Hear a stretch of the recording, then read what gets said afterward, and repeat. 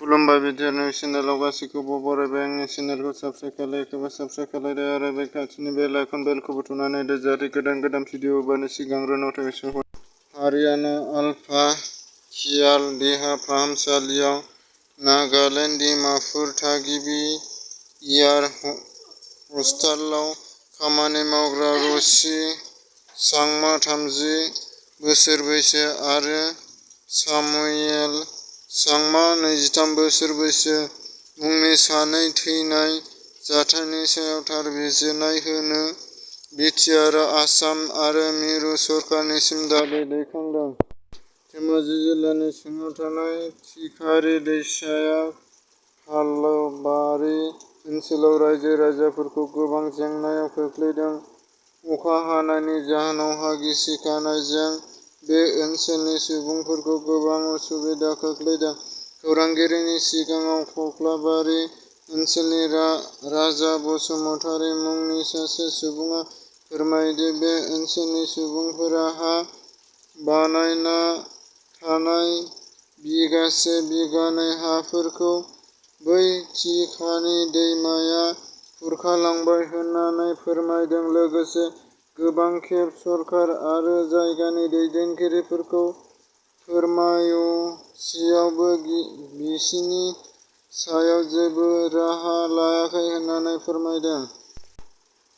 बिटिआरनि गाहाय मावफुं सोद्रोमा प्रमद बर'आ गावनि अफिसियेल फेसबुक पेजनि गेजेरजों फोरमायदों दि बिटिआर ओनसोलखौ गोख्रोङै जौगाहोनांगौनि थाखाय chief secretary union minister of employment process in change and boarding बिथांखौ लोगो हमनो गुवारै सावरायनाय जादों आरो बिथाङा माखासे आयदाफोरखौ मावफुंगोन खोथा होनानै फोरमायथिदों। इनफ'पस्ट एसएमइनि थाखाय बारहावा आरो बायजो रांखान्थिनि सोमोन्दो लाखिनाय बिटिआर मोजांनि थाखाय खामानि लाबोनाय बिटिआरनि थाखाय सिएमपिए जमा रांखौ बाहायनाय बिटिआरनि मावसुमाफोरनि थाखाय शेयार बन्ड कुइजखौ बाहायनानै रां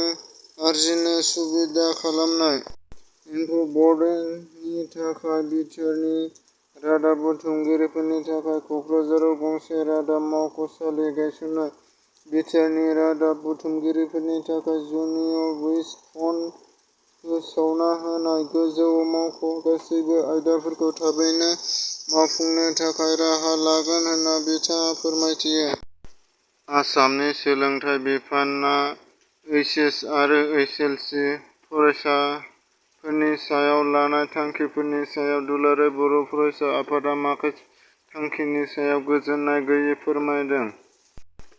गरसुगाव थानाय 423/21 आइपिसि 365 नम्बर मोनसे केस रेजिस्टार खालामनानै जाथायनि सायाव संदाननाय खामानिखौ जागायदों।